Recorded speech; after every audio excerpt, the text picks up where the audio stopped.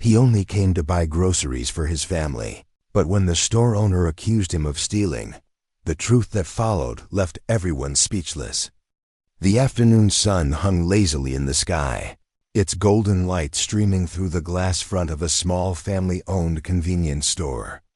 Dust motes floated in the air, visible only when they passed through the beams of sunlight that cut across the aisles. The floor, lined with pale, scuffed tiles, reflected streaks of brightness and shadow, giving the humble store a strangely dramatic atmosphere for such an ordinary day. The soft hum of the refrigerator at the back blended with the faint jingling of the bell above the door each time a customer stepped in. To most people, it was just another afternoon, quiet, unremarkable, and routine. But under the stillness, a story was waiting to unfold. Darius moved carefully along the shelves, his figure tall but still carrying the lanky uncertainty of a teenager not yet grown into his frame. At 16, he had the kind of presence that drew little attention, not because he was forgettable, but because he carried himself with deliberate quietness, as if moving through the world on tiptoe. His brown skin glowed faintly in the slanted sunlight, and his short, neatly trimmed hair gave him a look of tidy respectability. He wore a faded gray hoodie with the sleeves pushed up to his elbows and jeans that had seen better days, but they were clean, well cared for, a sign of someone who valued what little he had. As he studied the shelves, he didn't fidget like other boys his age might have. Instead, he read the labels with patience, moving slowly, checking prices with careful eyes. Every few moments, he reached into the pocket of his hoodie, touching something inside, then letting his hand rest there, as if guarding a secret. He wasn't rushing, and he wasn't wandering aimlessly either. He had a purpose, though only he knew what it was. At the front counter, half hidden behind a stack of cigarette cartons and a scratched plastic register, Mr. Hawley watched. His eyes were narrow, calculating, the kind that never simply looked but weighed and measured. He was a man in his late 50s, his once broad shoulders now slightly hunched, his thinning gray hair combed back with stubborn precision. Deep lines etched his forehead, the kind that came from decades of frowning more than smiling. He had run this store for nearly 30 years, and in his mind, he had seen it all: rowdy kids, careless mothers, distracted workers, and more than once, shoplifters trying to outsmart him. Suspicion had become his natural state, like a pair of glasses he never took off. He didn't just watch people. He anticipated their mistakes, convinced that at any moment, someone might confirm the cynical picture he held of the world. And when his eyes landed on Darius, moving quietly, hand buried in his hoodie pocket, Mr. Hawley felt a familiar knot tighten in his chest. To the other customers scattered across the store, the afternoon was perfectly ordinary. A woman in a flower print dress examined a row of canned vegetables, humming softly under her breath. A young man with earbuds in his ears scrolled through his phone while tossing a bottle of soda into his basket. Near the counter, an elderly man waited patiently with a newspaper tucked under his arm, tapping his cane gently against the tiles. None of them paid much attention to Darius, nor to the way Mr. Hale's eyes followed him like a hawk.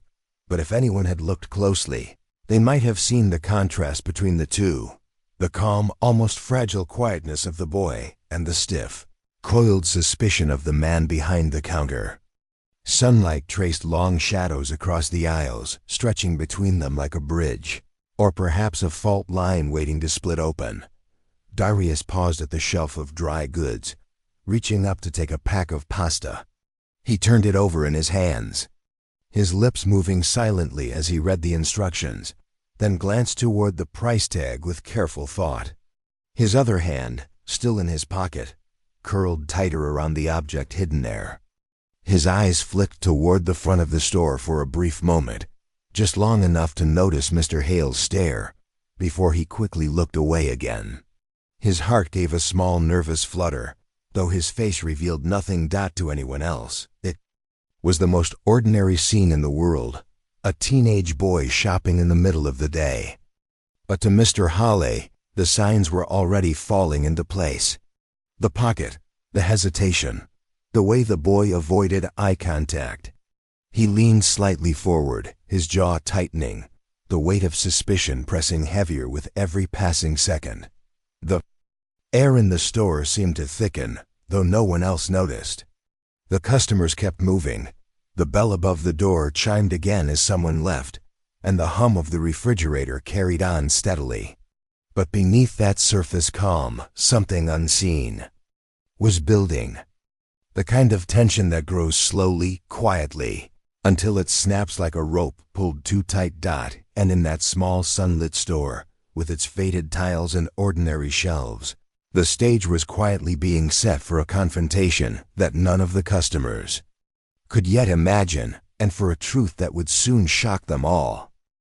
Darius reached for a small pack of batteries, hesitated for a moment, then set it back onto the shelf. Almost absent-mindedly, his other hand slid deeper into the pocket of his hoodie, curling around the folded slip of paper he had tucked there earlier. To him, it was a simple, unconscious gesture, a way of keeping the paper safe while he decided what else he might need. But to Mr. Hawley, watching from behind the counter with narrowed eyes, it was something else entirely. The shop owner's gaze sharpened. He had seen that motion too many times before. A quick hand, an item in reach, then the pocket. His chest tightened with certainty, his suspicions crystallizing into what, in his mind, was proof. Mr. Hawley slammed his palm against the counter as he rose from his stool. The sudden sound cracked through the quiet store like a gunshot. Every head turned as he pushed past the register, his shoes striking the tiles with clipped, angry steps. "You there!" His voice boomed, sharp as broken glass. "What do you think you're doing?" Darius froze, his eyes widening, the batteries still untouched on the shelf. The heat of dozens of unseen stares suddenly pressed against his back. His throat went dry, words lodging before they could form. Mr. Hawley jabbed a finger toward him, his face flushed with righteous fury. "Don't play innocent with me. I saw you put something in your pocket." A hush fell over the store. The woman in the floral dress stopped humming, clutching her basket to her chest. The young man with earbuds slid them from his ears, his soda forgotten in his hand. Even the elderly man by the counter shifted his cane uneasily, his eyes narrowing with wary curiosity. All at once, Darius felt exposed, as if the sunlight itself had conspired against him, spotlighting his every move. His cheeks burned crimson. His voice trembled when he finally spoke. I didn't take anything," he stammered, shaking his head, his words tumbling out in a desperate rush. "I swear, I didn't." But Mr. Hawley was already advancing, each step slow and deliberate, like a predator closing in on prey. His voice rose, filling every corner of the small shop. "Lies," he spat. "Don't you dare lie to me, boy. I've run this store long enough to know a thief when I see one. You think you can just walk in here and help yourself?" The accusation struck Darius like a slap. His chest tightened, and shame prickled hot across his skin. He wanted to shrink into the floor, to vanish beneath the judgmental eyes boring into him. His hand twitched in his pocket, not daring to move, not daring to prove his innocence just yet. "I didn't steal," he whispered, though his voice barely carried. Then louder, forcing strength he didn't feel. "I didn't steal anything." But his plea only seemed to feed Mr. Hale's conviction. "You think shouting will make it true?" Mr. Hawley barked, his voice cracking with disdain. "I should call the police right now. Have them search you. Let them haul you out of here in handcuffs. And we'll see how much you deny it then." The words echoed through the aisles, bouncing off the shelves, making the store feel smaller, tighter, suffocating. The customers, caught in the uncomfortable theater of accusation, shifted uneasily. Some looked away, unable to meet Darius's eyes, their silence complicit. Others leaned in with quiet fascination, drawn to the spectacle like moths to flame. Judgment and pity tangled in the air, unspoken but heavy. Darius's heart pounded against his ribs, his breath shallow and ragged. He could feel the walls closing in, every second stretching longer, crueler. His innocence meant nothing here. His voice sounded fragile compared to Mr. Hale's booming authority. His legs trembled, but he forced himself to stand taller, though the humiliation burned like fire in his veins. "Please," he said, his voice cracking despite himself. "I came here to buy things, that's all." But Mr. Hale's eyes remained cold, unyielding. He hovered his hand over the phone on the wall, his threat hanging heavy in the air. "One call, that's all it takes. You'll answer to more than just me then." The room seemed to hold its breath. Even the hum of the refrigerator felt quieter, as though the store itself waited to see what would happen next. The woman in the floral dress clutched her basket tighter, biting her lip. The young man with earbuds muttered under his breath but said nothing aloud. No one dared to intervene. Darius could feel tears pricking at the edges of his eyes, but he swallowed them down, refusing to give Mr. Hale the satisfaction. He clenched his jaw, his hand still in his pocket, protecting the small secret he carried. There. His dignity was the only shield he had left, and even that felt paper-thin beneath the crushing weight of suspicion. In that moment, with the sunlight slanting harshly through the glass door, Darius stood suspended between humiliation and defiance, between the truth he carried and the lie he was accused of. The store, once ordinary, had become a stage, and every customer a silent witness. And as Mr. Hale's words echoed through the air, threatening to summon the full force of the law down upon him, the tension coiled tighter, ready to snap one false step away from unraveling into something no one in the store could yet predict. Darius opened his mouth to speak, but the words tangled in his throat. His lips parted, then closed again, as though he were wrestling with something he could not yet say. The silence between his broken sentences only deepened the suspicion hanging over him. His voice wavered. He looked down, unable to meet Mr. Hale's accusing eyes. "I didn't." The rest trailed off into nothing, a hollow whisper that dissolved in the charged air. To the crowd gathered in the cramped aisles. His hesitation sounded like guilt. A ripple of whispers spread quietly through the store, soft but cutting in their judgment. "He looks nervous." Someone muttered from near the fridge. "He's hiding something." Another voice replied, hushed but sharp. Not all were so certain. An older man near the door frowned, his eyes narrowing as if he sensed something more. "Maybe the boy's just scared," he said, almost to himself. Though no one seemed to hear, the chorus of murmurs grew, a murky blend of agreement, doubt, and curiosity. Every whisper, every glance, pressed heavier on Darius's chest. His shame deepened, not because he had stolen, but because he stood alone in a room where no one believed him. By the counter, the woman in the floral dress tilted her head, her eyes drawn back to the aisle where the confrontation had begun. Something had caught her attention. Quietly, she slipped past a display of gum and candy bars, peering toward the shelf. And there, resting untouched in plain sight, was the pack of batteries. Still sealed. Still exactly where Darius had picked it up moments before. Her brow furrowed. She turned her head, glancing from the batteries to the trembling boy across the store, then back again. "That's strange," she whispered under her breath.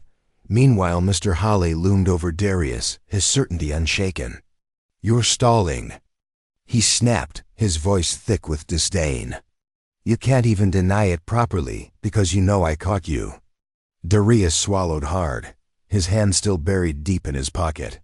His knuckles whitened around the small object hidden there. He wanted desperately to explain, to reveal what he held, but something inside him resisted.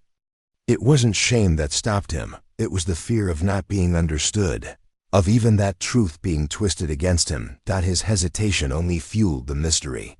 The customers noticed. Eyes darted to his pocket, lingering there with hungry suspicion. It was as though the fabric itself had become a veil hiding some dark secret. "What's in his hand?" A young man whispered, his voice tinged with curiosity and unease. "Must be the batteries." Another guessed, nodding toward the boy with certainty. But the woman at the counter shook her head almost imperceptibly, her voice too low for anyone to hear. "No, they're still on the shelf." The atmosphere thickened like fog, invisible but suffocating. Every breath Darius drew seemed heavier, the walls of the store closing in on him. The ordinary hum of the refrigerator now felt mocking, a steady reminder of how wrong this moment had become. He shifted his weight from one foot to the other, his eyes darting around the store, searching for an escape, not from the room itself, but from the cage of accusation tightening around him. His chest ached with the pressure of unshed words. "I didn't take anything," he repeated, his voice steadier this time but still fragile, like glass that could shatter with a single touch. His gaze flicked to the faces around him, hoping for anyone to believe. But all he saw were eyes clouded with doubt, curiosity, or quiet condemnation. And still, his hand remained clenched in his pocket, holding tight. The woman near the counter bit her lip, glancing once more at the batteries on the shelf. She wanted to speak up, to challenge the assumption swallowing the room whole. But the weight of Mr. Hale's authority kept her silent. Who would listen to her over the booming certainty of the owner? The silence stretched, punctuated only by the rustling of someone shifting uncomfortably, the faint squeak of shoes against tile. Each sound echoed louder than it should have, magnified by the stillness of the room. Darius's shoulders trembled with the effort of standing tall. He felt the invisible chains of judgment binding him tighter, and yet his grip on the object in his pocket only hardened. His fingers curled protectively around it, as though it were something fragile, something he couldn't yet surrender. The mystery deepened. To the onlookers, the boy's silence was confirmation. To Darius, it was survival because the truth he carried wasn't ready to be revealed. And he knew that once it was, everything would change. The woman at the counter took a step forward, her eyes flickering with doubt, but then hesitated. Around her, the whispers swelled again, feeding on the tension like a fire catching wind. What's he hiding? Why won't he just take his hand out? Must be guilty. The air grew hotter, thicker, the sunlight through the front glass burning harsh and unforgiving. It cut across the floor like a spotlight, illuminating the center stage of the drama no one had expected when they walked in that day. And there, beneath that relentless light, Darius stood, one hand empty at his side, the other clenched tight in his pocket, the truth trembling in his grasp. The store waited, breathless, for the moment when it would finally be revealed. For a long moment, it seemed as if the store itself had stopped breathing. The whispers had quieted, the air hung thick and waiting, and every eye clung to the pocket of Darius's hoodie as if it concealed the answer to a riddle none of them could solve. His fingers tightened once more around the small object inside, then finally loosened. With a trembling exhale, he began to draw his hand out. Slowly, deliberately, as though pulling it free might cost him more than words ever could. Customers leaned forward unconsciously, their bodies betraying their curiosity. Even Mr. Hale, who had been so firm, so certain, paused with his mouth half open, his finger still pointed accusingly toward the boy. The fabric of the hoodie stretched, and then out slipped not a stolen pack of batteries, nor any glittering contraband, but a tiny ball of paper, crumpled from being gripped too tightly for too long. Confusion flickered across the faces around him. Some frowned, others blinked in surprise, trying to reconcile what they saw with what they had expected. With unsteady hands, Darius carefully unfolded the paper. His fingers shook, but he smoothed it across his palm until the words and drawings became clear. It wasn't a receipt. It wasn't money. It wasn't anything that could be bought or stolen. It was a list scribbled in the uneven handwriting of a child. The letters tilted sideways, some words spelled incorrectly. decorated with doodles of crooked flowers and stick figures smiling beside them. The hush in the store deepened. This. Darius's voice cracked as he held the paper out, though. He didn't yet offer it to anyone. His eyes glistened, his throat tight. This is from my little sister. She asked me to get groceries for our mom. She's sick at home. He swallowed hard, fighting the weight pressing against his chest. I kept it in my pocket because I didn't want it to tear. That's all. Gasps rippled through the crowd, soft but sharp, like the sudden snap of a string. The woman in the floral dress pressed a hand to her chest, her eyes darting back to the shelf where the batteries sat untouched. She finally found her voice. He didn't take anything, she said firmly, louder this time so the whole store could hear. The batteries are right where he left them. I saw it myself. Murmurs of agreement and surprise rolled through the room. The young man with earbuds frowned, glancing toward the shelf, then back at Darius with something new in his eyes, something closer to regret than suspicion. The elderly man by the counter sighed heavily, shaking his head. And there, in the middle of the sunlight-streaked floor, stood Darius, clutching the fragile paper like it was proof of his entire being. His shame began to give way, little by little, to a fragile dignity. He had been humiliated, cornered, accused before strangers, but the truth was now in his hand, undeniable and plain. Mr. Hale's face darkened, not with anger this time, but with something closer to disbelief and embarrassment. His jaw slackened slightly, the fury draining from his posture. His hand, which had hovered near the phone as though eager to summon the police, fell uselessly to his side. For once, his sharp, certain voice was gone.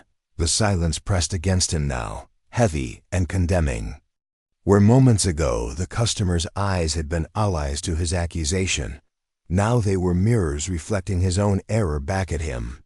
His certainty, his confidence in judgment, had betrayed him. He began, but the word broke apart. He cleared his throat, his lips pressed tight as though swallowing back the bitterness of his mistake. The customers weren't shouting. They weren't even speaking loudly. But the weight of their low murmurs, some of disappointment, some of sympathy for Darius, was louder than any scolding. The woman who had spoken before stepped closer, her voice steadier now. You owe this boy an apology. Mr. Hale's eyes flicked toward her, then toward the paper still shaking faintly in Darius's hand. The doodles on the page glared back at him with childish innocence, undeniable in their truth. His face flushed red. For decades, he had prided himself on being a man who could spot deception, who could sniff out dishonesty before it bloomed. Yet here, in front of his own customers, in the golden light of an ordinary afternoon, he had been wrong. And not just wrong, cruelly wrong. The tension in the room shifted. What had begun as an accusation had transformed into a quiet reckoning. Darius lowered the paper slowly, folding it again with trembling fingers. He wasn't triumphant. There was no smugness in his eyes, only exhaustion and the raw ache of being dragged through shame he had never deserved. And that, more than the paper itself, was what silenced Mr. Hale completely. For a long, aching moment, no one spoke. The crumpled note in Darius's trembling hand seemed to shine brighter than the sunlight slanting through the windows, its childish scribbles carrying more weight than all the suspicion that had filled the store only minutes before. The silence pressed against everyone, thick and unrelenting. It was not the tense silence of suspicion now, but the heavy silence of realization, of guilt settling into the bones of those who had doubted, of shame lingering in the throat of the man who had accused. Then quietly, the murmurs began. I can't believe it. Someone whispered, their voice tinged with regret. He never took anything. Poor boy. The words drifted through the aisles like smoke, each one carrying a mix of guilt, pity, and unease. Eyes that had once glared with suspicion now softened, lowering in shame or turning away altogether. No one wanted to admit that they had been complicit in the silent trial that had almost condemned Darius.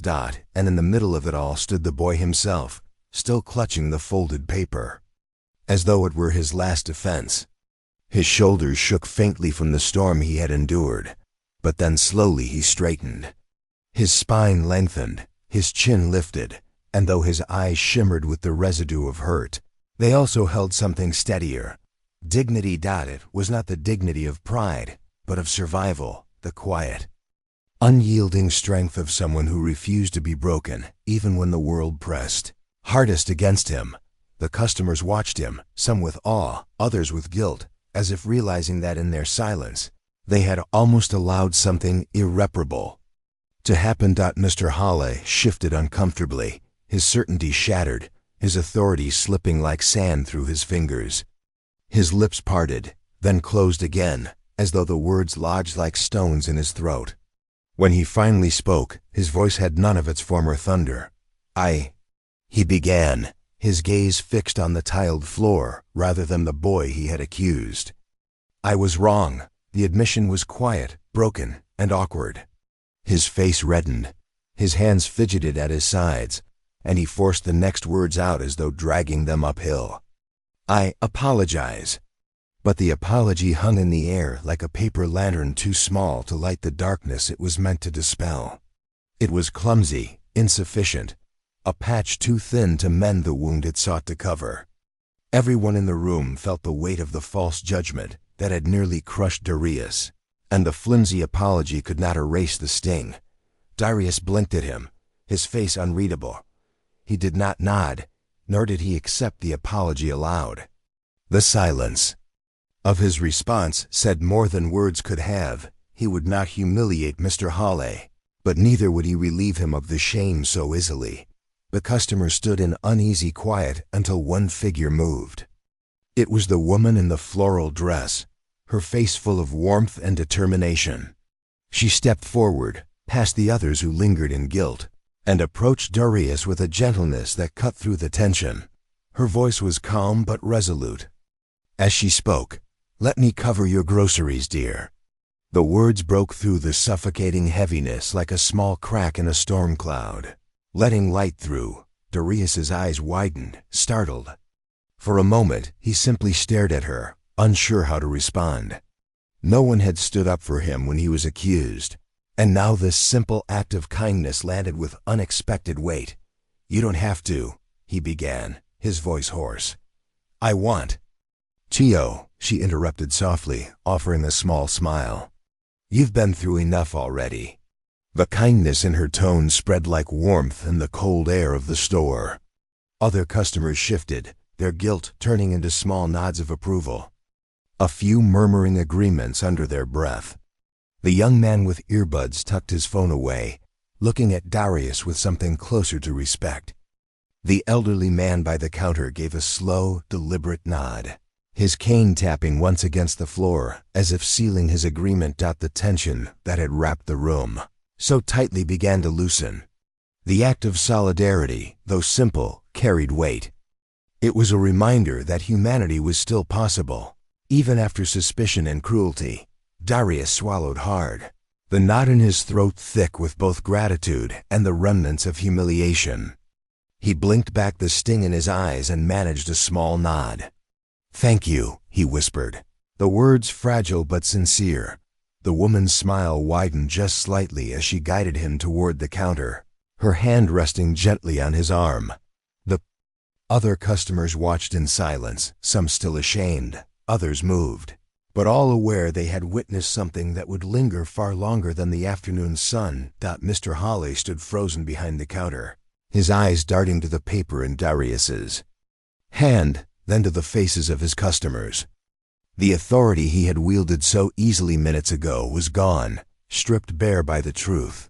He muttered another apology under his breath, but it fell flat, swallowed by the quiet dignity that now belonged to Darius. And as the boy stood at the register, his small grocery list placed carefully on the counter, the store no longer seemed the same.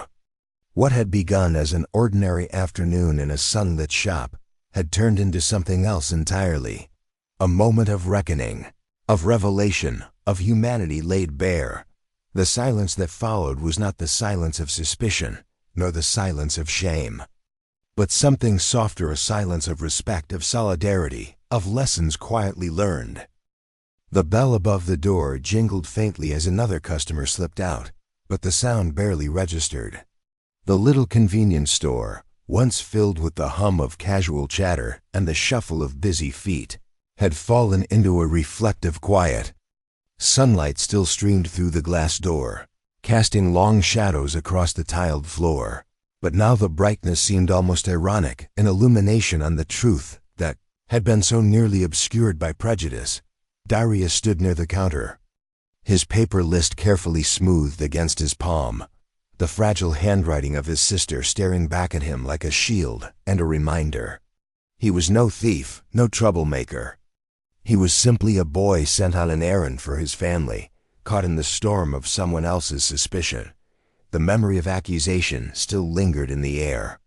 Those who had watched silently now carried the weight of their inaction, their guilt heavy on their shoulders. A few avoided looking at Darius at all, their eyes fixed on the floor as though refusing to confront the truth reflected in his calm yet wounded gaze. But there was something undeniable about the way he carried himself now. Though his voice had trembled and his cheeks had burned red moments before, he stood taller, steadier. His dignity shone in the silence, his very presence rebuking the unfairness that had tried to crush him. Mr. Hawley remained rooted behind the counter, his jaw tense, his face blotched with embarrassment. The words he had spoken, so sharp, so sure, so condemning, now felt like stones in his throat. He had seen what he wanted to see, not what was real. And in doing so, he had humiliated an innocent boy before strangers who were all too ready to believe the worst. Prejudice, he realized, had guided his eyes before his reason had even caught up. The woman who had stepped forward to help Darius had broken that chain, however fragile it still felt. Her quiet act of kindness had shifted the weight of the room, reminding them all that compassion was still possible. Even in the aftermath of injustice, Darius accepted the bag of groceries with hands that still trembled slightly, the paper list tucked safely back into his pocket. The store's air felt thick with things unsaid, but within him, a clarity began to settle. He would not forget this moment, not the sting of being wrongly accused, not the way people had stared at him as if he were guilty before he could defend himself. But neither would he forget the kindness of the woman who had stood by him, offering not pity but solidarity. As he stepped toward the door, the light spilling in through the glass framed him in a quiet glow. To some, he still looked like a boy leaving a store. But to those who had witnessed what happened, he looked like a mirror reflecting their silence, their doubts, their prejudice, and asking them, without words, to see themselves clearly. Murmurs began again, soft but weighted. "I judged too quickly," someone admitted under their breath. "We all did," another replied, shame woven into their tone. And in that moment, the lesson of the afternoon unfolded quietly, not as a sermon but as a truth carved into the silence of their hearts. Prejudice blinds us. It makes us see shadows where there is only light, guilt where there is only innocence. It convinces us that suspicion is safer than trust, when in truth, suspicion wounds the very fabric of humanity. Quick judgment does more than embarrass it. Cuts deep. It shamas the innocent, tarnishes dignity, and leaves scars that no apology can fully erase. The humiliation Darius had endured would remain with him long after the store's bell stopped ringing, and yet, there was also strength in what remained. For true strength is not in authority, nor in the loudness of accusation.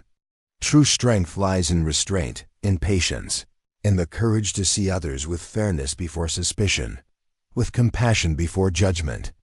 It lies in humanity, in the recognition that every person who walks among us carries their own story, their own battles, their own fragile notes folded carefully in their pockets. Darius walked out into the bright afternoon, the groceries held firmly in his arms. Behind him, the store buzzed again with hushed voices, each person privately grappling with what they had seen. And though the world outside carried on as if nothing had happened, the cars passing on the street, the warmth of the sun, the ordinary rhythm of the day, something within that little store had shifted. For some, it was shame. For others, it was guilt. But for all, it was a reminder that fairness, compassion, and humanity are not luxuries to be chosen when convenient. They are necessities demanded of us if we are to live in a world worthy of being called just. And so, the story did not end with Darius's departure. It lingered, etched in the minds of everyone who had stood there and watched, forcing them to confront the simple but profound truth. Prejudice blinds us to the truth and humiliates the innocent. Quick judgment can wound deeper than we realize. True strength lies in seeing others with fairness, compassion, and humanity.